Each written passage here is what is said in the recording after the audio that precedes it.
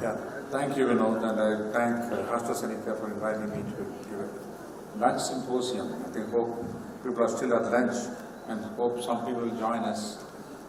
It's time to declare victory over heart failure and kidney disease.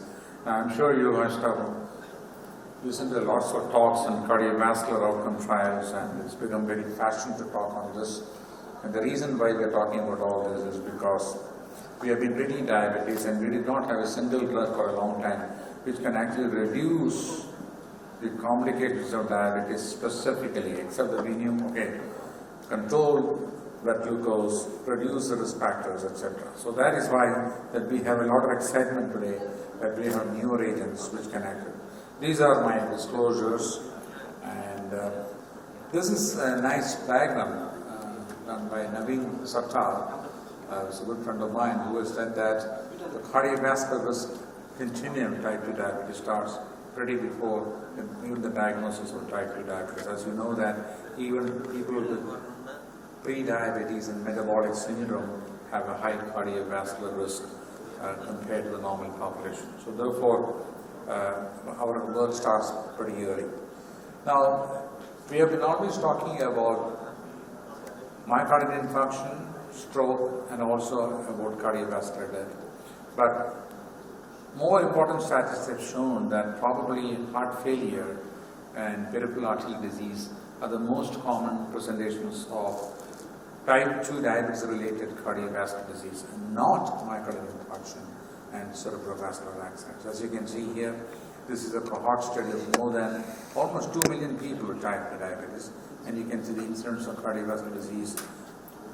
You have heart failure almost 14% compared to non-fatal myocardial infarction, which is only 11.5%, and cardiovascular accidents only about 10%. So therefore, heart failure is an important issue if you want to reduce mortality and also cardiovascular events. So our point is there is a new insight into heart failure in diabetes, which we did not know for years now. So now the textbooks will change writing about heart failure.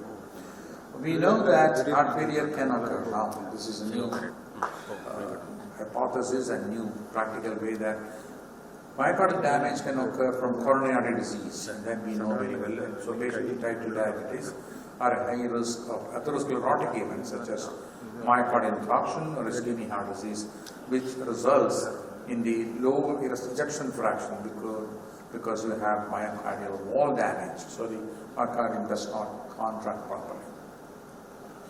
On the other hand, there is another entity where patients with type 2 diabetes also have a high risk of heart failure due to direct inflammatory microvascular effects on the myocardium. So you have an atherosclerotic mediated one and a non-atherosclerotic or atherosclerotic independent, both leading to heart failure. Now, if you look at this, there are little differences. There are therefore two distinct types of presentation. One is from whenever you ask the cardiologist to do an echocardiography, and then you find ejection fraction normally, okay, that patient is okay, but it's not so. You have two distinct phenotypes, which is diabetes-related cardiac failure. One is preserved ejection fraction, where there's cardiomyocyte hypertrophy, cardiomyocytic fibrosis, and increased stiffness of the cardiomyocyte. On the other hand, you have the frank reduced ejection fraction producing heart failure, which is cardiomyocyte apoptosis, cardiomyocyte necrosis can occur in that, and also decreased cardiomyocyte shortening. So there are two distinct varieties from the pathogenic mechanism producing heart failure. So clinically, one will have normal ejection fraction, the other will have reduced ejection fraction. So this suggests that earliest effects in the diabetic heart is that of a diastolic dysfunction and not atherosclerotic thrombosis or coronary artery disease. And then you find that there are high rates of them. Now, one of the studies have shown that if you look at just diabetes of 5 years duration, you have look at the left ventricular dysfunction, you have almost 70% of them, 16% have diastolic dysfunction, 27% have systolic left ventricular dysfunction, and 25% have both systolic and diastolic. So it's pretty common once you have diabetes of more than 5 years to have left ventricular dysfunction.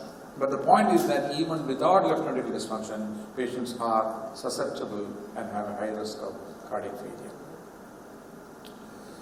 Now, why is that talk about this? Because early research into the extraglycemic effects of strict control did not actually give good benefits. We know that all these studies like UAPTs, etc., have shown effective in reducing microvascular disease by control of diabetes, but not macrovascular disease. Unfortunately, in one of the trials, like a core trial, they had an increased mortality in patients who had comorbidity. So, tight control of diabetes had real issues and risk of having increased mortality. But on the other hand, the UKPDS also, by the end of the trial, did not show any benefit in macrovascular disease, but showed benefits in macrovascular disease in the long run, which is called the legacy effect. So, these are the lessons from these. At this point, now there is a lot of interest because there are new agents in diabetes which have a different story. Because of those, when we are doing those studies, we did not have these new agents which have got specific beneficial effects in type 2 diabetes. These are the trials of DPP-4 inhibitor. This is incretin-based therapy. In incretin-based therapy, which is a new therapy, you have the DPP-4 inhibitor, which is an oral drug, and you have the GLP-1 receptor agonists, which are injectables. Now, these are called the cardiovascular outcome trials, looking at the saxagliptin, alogliptin, which is examined, and sitagliptin, which is a TCO study, pretty big ones, TCO study. And then you have the GLP-1 receptor agonists, which are injectable. Of course, they are expensive, but then what they have shown is that ELIXA was neutral, which is actually not much talked about, but the LEADER trial using liraglutide, which is available today and we are using it, has shown that there's a significant reduction in MACE, which is non-fatal myocardial infarction, cardiovascular death, and stroke, and EXCEL was neutral and it showed neon-inferiority. So these are the, and now we have the newer trials. SUSTAIN 6 is semaglutide, which is not still available in India, but that showed a positive result, showing 26% reduction in cardiovascular events and also cardiovascular death. And the latest one, which is called the REWIND trial, which was presented last month, or this month, I'm sorry, in June. This is still June, yes. REWIND is a comparison of Trulicity, which is dulaglutide, 1.5 milligram, to placebo, and there is a 12% reduction, which is significant for MACE. And it is also important to understand this study not only took patients who had already had established atherosclerotic vascular disease, but they also had patients who had no atherosclerotic vascular disease but only had multiple risk factors. So therefore, there was also primary prevention of heart attacks and stroke. So in established cardiovascular disease, it is 0.87, which is again 13%, and in no established cardiovascular disease. So it was important to understand that if you use GLP-1 analogs, you can prevent cardiovascular events and death even in patients who do not have established cardiovascular disease. All the excitement actually started with the EMBARAC study using what are called SGLT inhibitors. So you have the EMBARAC using empagliflozin, which showed, all of you know this, have seen that significant decrease in MACE, which is also cardiovascular death, also the individual, except for stroke, which showed a slight increase. On the other hand, CANVAS, which is doing canagliflozin, which is a longer study, much bigger study, also gave identical results of 12% and which is significantly reduced MACE, and there was no increased stroke in the CANVAS study. So this was an eye-opener. In fact, the EMBARAC study with the SGLT inhibitors, as well as the GLP-1 analogs, cardiovascular, these are game changers in treatment of type 2 diabetes, and we will to probably rewrite some of the textbooks and all things. Okay, now, so therefore, so far now cardiovascular outcomes, how are we faring? What have we learned? The DPP-4 inhibitors as a class are actually non-inferior. They do not have benefits, but they are cardiovascular safe. GLP-1 receptor agonists, 2 of the studies have shown beneficial effects, 2 were actually neutral. Especially the new one, the REWIND study, have shown that you can have cardiovascular benefits even in patients who do not have established cardiovascular disease.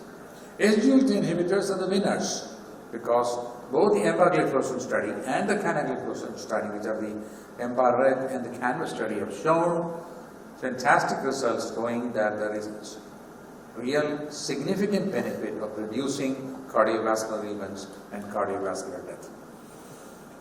Now, in the light of this, we have the DECLARE study, which is actually with the third SGLT inhibitor called dapagliflozin, which also have shown beneficial effects, and I'm going to share with you some of those data on this.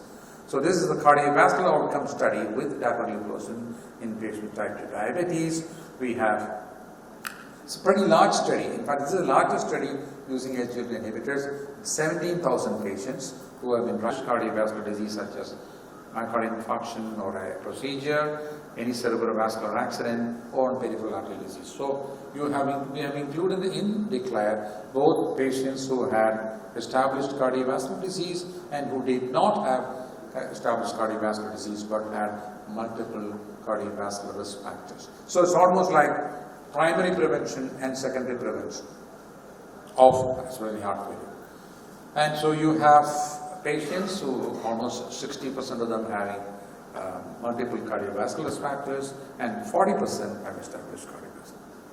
So the results showed the non-inferiority, which showed dapagliflozin. So at this point I must say that because we had included, when EMBARAGE study was done with empagliflozin and CANVAS study was done with canagliflozin, both have included only patients with established cardiovascular disease. On the other hand, here you have a combination of patients who had multiple risk factors plus established cardiovascular disease. So it failed to give a significant reduction in cardiovascular events, but it showed that it's cardiovascular safe. It reduced, there was actually almost 16% reduction, which is pretty good, but still it was not statistically significant for showing superiority, but significant for non-inferiority. But look at heart failure here. The heart failure was significant, 0.73, which means there was almost 27% reduction in heart failure, and that was very much positive.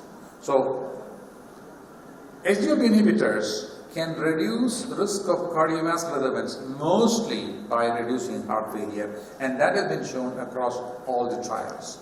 This is the primary efficacy endpoint, again MACE, which is 0.93 cardiovascular death. Again, myocardial infarction was reduced by almost 11%.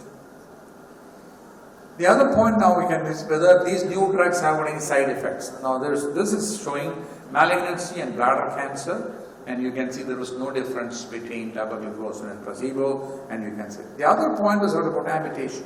You know, the canagliflozin study had shown that in the CANVAS trial, there was an increased risk of amputations in patients who were exposed to SGLT inhibitor, especially canagliflozin, but that was not seen in the empagliflozin. Now you have the DECLARE study using the third SGLT inhibitor, which have not shown any increased incidence of amputation. So I think it is confirming that probably there is no risk of amputations using SGLT inhibitors. We have another study called the GRIDED study, which is published again couple of months ago, looking at cardiovascular in patients who had renal failure. That was using canagliflozin, looking at renal safety and renal burden reduction and benefits on cardiovascular, and that has shown no increased risk of amputations. So this shows that one of the reasons why there was no superiority of the DECLARE and the dapagliflozin compared to CANA and EMPA was because the incidence rate was much lower, because we had actually included patients with primary prevention. So that was one of the explanations why in the DECLARE using dapagliflozin had a different results compared to both CANA and empagliflozin. But if you do a meta-analysis, as a class, you can say SGLT inhibitors have a positive effect in reducing the cardiovascular events and cardiovascular death. So, if you look at exploratory sub-analysis of the DECLARE, and they say, the question is asked, if DECLARE had included sicker patients, like what they did in EMBARAGE study and CANVAS study, would there have been a difference? Yes. What you can see on the upper part, is that if you analyze the patient's MACE according to those patients who had a prior myocardial infarction, there was a 16% reduction, which is pretty impressive. On the other hand, the total group, it was not significant. So patients who are established cardiac disease definitely have a better benefit using SGLT inhibitors including. Now here is another exploratory analysis, sub-analysis, which is showing cardiovascular death, heart failure, and heart failure plus cardiovascular death in the first, and all-cause mortality. All of them reduced substantially in those patients who had reduced ejection fraction, and cardiovascular benefits were really impressive with dapagliflozin. So if you include sick patients, if you analyze sick patients, definitely. So it looks as if that if patients have a risk of heart failure, or patients have already had one episode of heart failure, SGLT inhibitors have excellent benefits in order to reduce not only heart failure but also cardiovascular death. The other important point, of course, the two important issues in diabetes is one is heart disease and the other one is stroke, and the third one is kidney disease, and that's wrong. What you can see here is there has been almost a 33% reduction in the renal burden by the end of the study. So actually it's very renal friendly, just like what has been shown so in both of the dapagliflozin study. So, and what you can see here is that in this case we have not taken, in the DECLARE study we had the mean eGFR was 85 compared to CANVAS and EMBA, and you had actually patients who are much healthier from the renal point of view but still had benefit from the renal angle. So to sum it up, what are we going to do? If you look at the SGLT inhibitor, the pumps, the pipes and the filter, do the SGLT inhibitors cover all of them? Of course it does. If you take patients who already have atherosclerotic vascular disease, had already one heart attack or had one episode of heart failure, then it reduces any other episode of cardiovascular illness and cardiovascular death.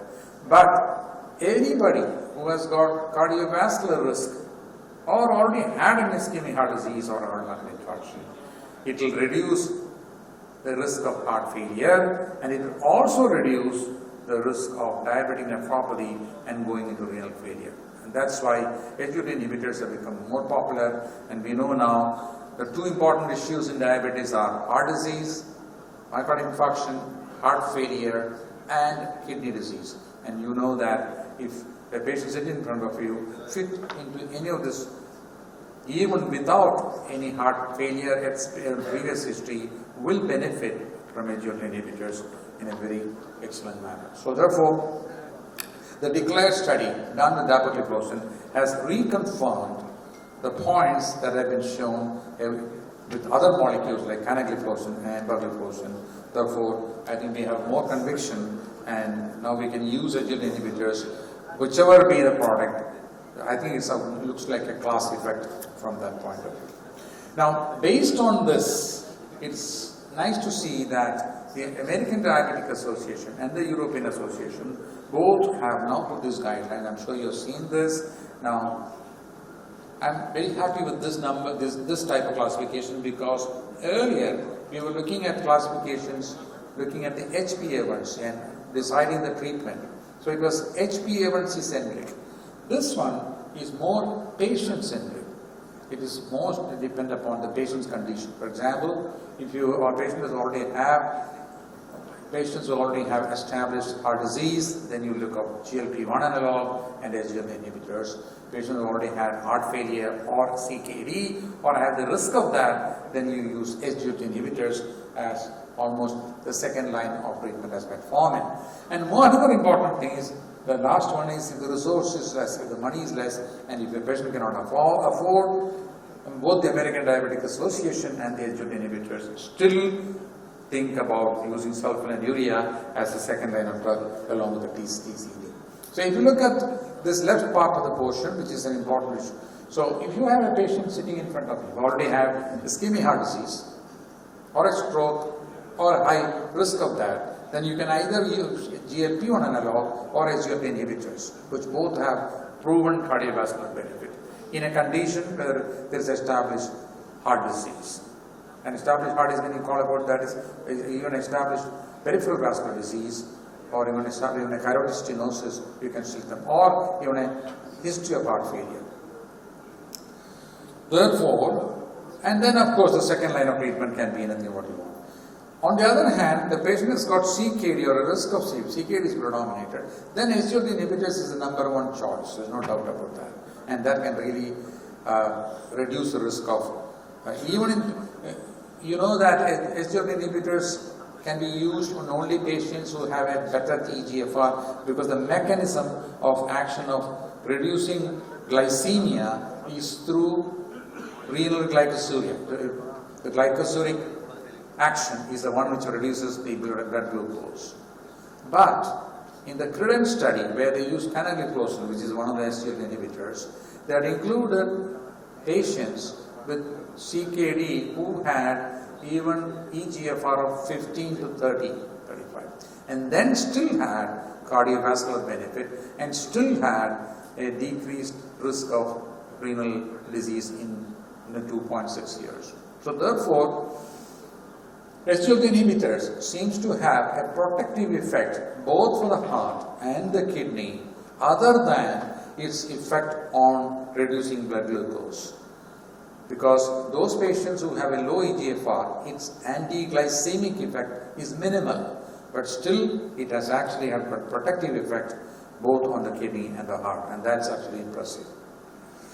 Okay, so to summarize, guidelines have evolved over time based on available evidence therapy. So every time trials come out, there is space for change in guidelines, and that's what we are seeing today.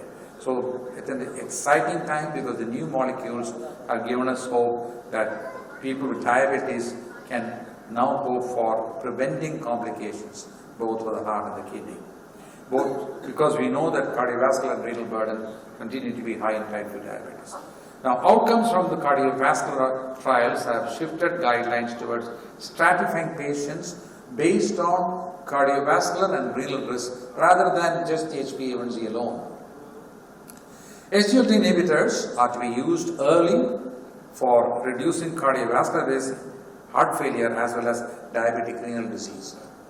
GLP-1 analogs or receptor agonists are injectables to be used early for reducing cardiovascular events in patients who already have established heart disease or renal disease. Good. So that is, I think we are probably living in very exciting times in the field of diabetes, because till 2008, even though we had so many trials, unfortunately we did not have agents which can actually protect the kidney and the heart.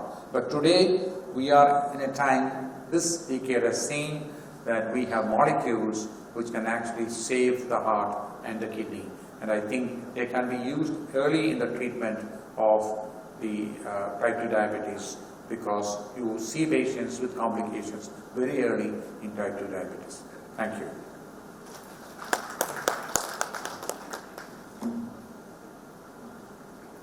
There's only one talk. Any questions?